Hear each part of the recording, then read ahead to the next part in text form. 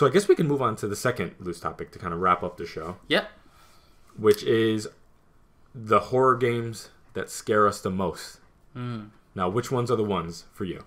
All right, so ones that scare me the most, and I don't know if it's because of a childhood issue, and that is the Fatal Frame series. Yes, I mentioned the same thing. So they're on the PS3 I got. I recently let someone borrow it, and they put these games on there for me. I don't know why, because I just look at them, and I probably will never play them. Maybe one day I'll stream them, for people, just so it'd be fun.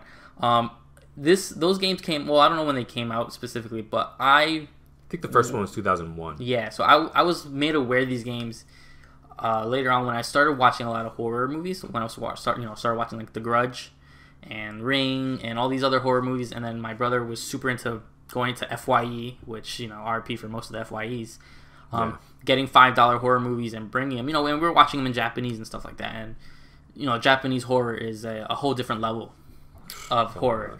So when you get Fatal Frame, and it's super based in that, and obviously it's a Japanese game, and with translations and all these kind of things, those games absolutely terrify me. And it's to the extent where, I've not played those games since I was little.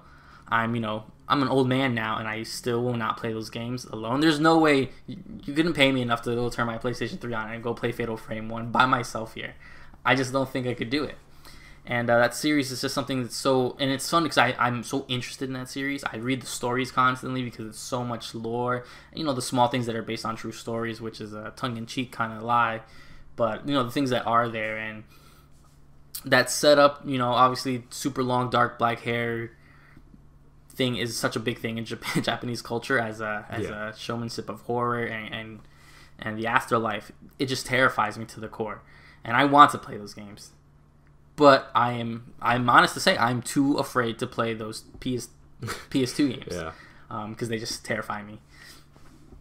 So continuing on, so the only other one that really used to get me is Clock Tower. I don't know if you've played the series.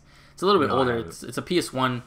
I want to say all three are on PlayStation 1. I think one goes back to like NES, and then there's a Clock Tower game. It's a game that really focuses on, and I don't know if it's just the way I played or was showed to play it, on completing puzzles and stuff like that in a certain aspect before this guy hunts you down in a clock tower, obviously. So having the stress of like timing and all that kind of stuff pressured on you, being so exclusive, not being able to really fight back and stuff like that, just got me to the point where I just was like too stressed out, and that amplifies all these emotions in your body, and I'm just starting to freak out. Like, if I don't do this mission in time, stuff like this. Soundtrack's super creepy, and it's, like, obtuse in a sense. So that one really ended up kind of... I did play it for a little bit. I played it a couple years ago, actually. And it's not as scary as it is, but it starts to get to that point where when time starts running out and you don't know how fast you should be doing certain things, and it just gets to be a little too much. And it's always been an issue. The only other horror game that I was able to really kind of think of and mention, and it's kind of dumb, but it's a little bit newer. So we all remember when the Slender Man thing was kind of popping off. Yep. With the millions of games. So the original Slender Man game that came out, nobody knew what it was, and I went and played it, is a janky mess. Going to collect pages in the woods or whatever it was. Yeah. But I do remember one specific night. The reason I want to mention, because I always liked the Slender Man lore. I know it kind of went into a controversy when people started taking it too serious. But that initial simple game of he's not a scary figure. He's faceless man in suit, pretty much, super tall. And the fact that he kind of just shows up and doesn't do much to you, but it's the presence of him not knowing when he's going to appear. It's really unsettling. Yeah, it's super unsettling, and it just gets me to the point where him coming out and like grabbing you or whatever wasn't what was really scaring me. It was the anticipation where I'm like, I wonder what time he's gonna show up to get me, And obviously they made a bunch of other ones. There's one I think on PS4, and I played those, and those got a little crazy and a little nuts for no reason, where you're like fighting him back and punching him and stuff. But yeah, that unsettling feeling is something in a horror, in horror genre in general, that can put me to the point where I almost feel sick. And this only ever happened to me in a different, I I actually think I went to go see it with you, where there was a movie called As Above, So Below. Yeah, we both got sick. Where the movie wasn't that scary, but there was something about the unsettling nature, the way it was shot and directed, where we were just like, we went to go see this in the middle of the day, and I think we all went home afterwards because we just felt bad. We just felt weird. We had like anxiety attacks. Yeah. We did not feel good. And so that's why, even though Slender Man, the original game, I don't know who created it, though it was such more of a clickbait kind of thing, and people were freaking out about it. That's the only other time I really experienced that, which I guess it probably could be an anxiety attack to a sense, where I'm like starting to breathe heavy, my heart's pounding for no reason. I'm not scared, but it's just so unsettling, and the atmosphere, and you kind of put yourself in that mindset that it just takes control for a little bit. I was having nightmares of like Slender Man for a little bit for no reason. I don't really have dreams in general, which I know is terrible, but it was such a weird game, and so now I refuse to play those games mainly because I'm physically traumatized a little bit from that stuff. Yeah. So I know you're not huge into horror, so I'm excited to hear some of your little stories. Yeah, I was educated very quickly that horror and survival horror was not that so much I didn't like it, but it's just something I couldn't handle. It's just a gameplay style that, like, fear and the ability to perform actions in the game is not something I can do simultaneously. That's why, like, I love horror movies, but the moment I need to interact with something, things become problematic because I typically freeze up. So, like, I can't do survival horror. It's just too much for me. So, as a youth, and I played one game for maybe an hour and change, which was Silent Hill 4: The Room. And an hour or two of gameplay led to literally months and months of pretty consistent nightmares. Like that game, and I was so afraid of it as a kid that seeing the intro cutscene now, like, it literally makes my, like, skin crawl. Not that I'm scared of it anymore, but just, like, the trauma associated to it.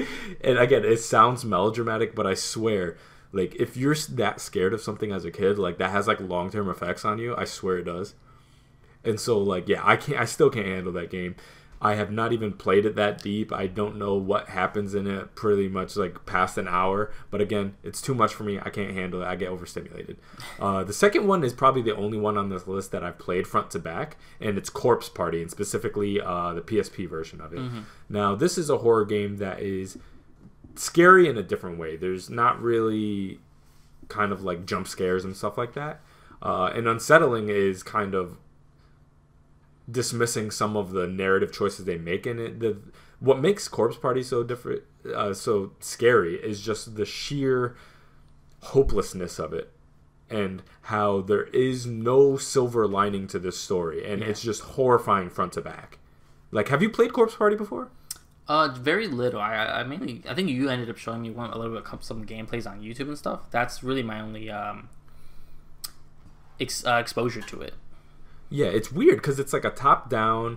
At the time, it's like pixel art. Since then, they've gone 3D, I think. It's a quaint-looking game. It's not something that looks that horrifying. It's not that different than you'd see of a lot of that kind of 16-bit era RPGs that you'd see on like the Super Nintendo, Genesis, and then eventually like the Game Boy Advance, for example.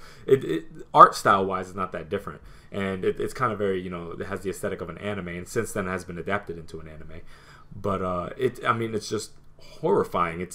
It's about like these kids stuck in basically some kind of time loop void inside their school, and slowly are just dying one after another in the most horrifying ways.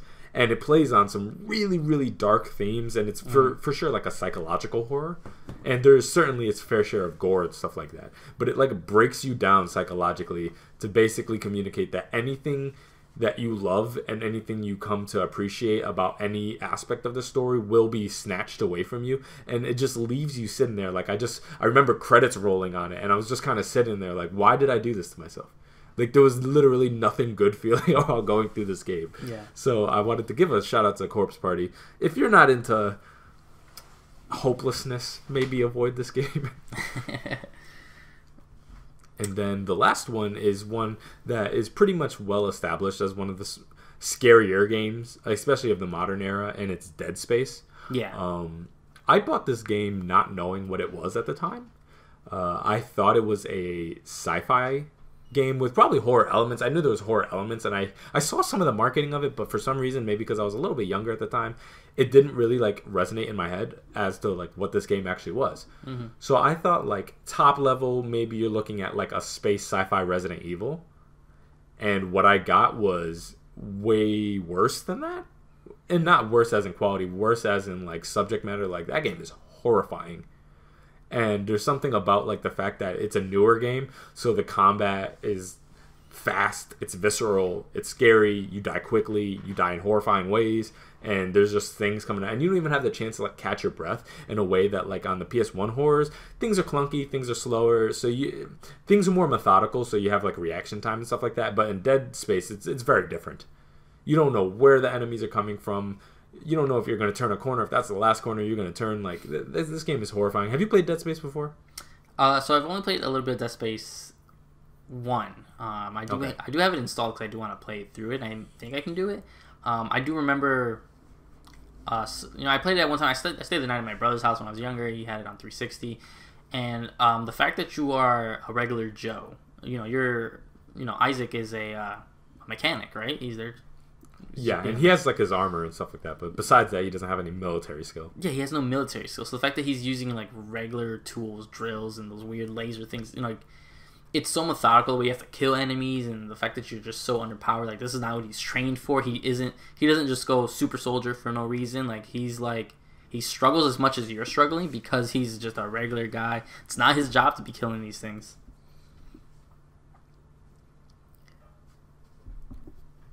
All right. So it's not his thing to be doing this kind of stuff. So for it to just be like thrown in, and I think the atmosphere, and obviously this takes a lot of inspiration from Aliens. No, for sure. The stranded ship and things like that. So I think that atmosphere also just the claustrophobic nature of it is also really amplified it for me. Yeah, it's like the scariest parts of like Alien meets Metroid. Yeah. Like if Metroid was a horror game, it'd kind of turn into Dead Space. Yeah, for sure. Because you just do not have the weaponry and the technical know-how to attend to the situation that they're trying to throw at you. So yeah, man, scary games, not my cup of tea. No. And the only other quote-unquote horror franchise I want to give a mention to, and it's gotten way past where it is now, is Five Nights at Freddy's. Yeah. Which is not something I really enjoy. I do enjoy the lore from the earlier games and stuff like that. But I think it's invented a franchise, not a franchise, a gameplay style, which is kind of that sitting in a spot, controlling monitors, being, again, a regular Joe. You were just like a security guy at night. And, it's that style became so popular that Aliens created a game just like that on the iPhone. And it was actually for free not too long ago. Oh, and really? It's, it's weird to see, something that was, being inspired in a circle where that had small elements from Aliens and stuff like that inspired, and then they go ahead and take that gameplay back. So quick shout out to them, because I do enjoy that franchise. It's gotten way out of hand now, but I did enjoy. How many are there now? It's like 6. A lot. There's like a lot. There's like a reboot, and then like they ended it, and then there was like sister stores and stuff like that. It's nuts.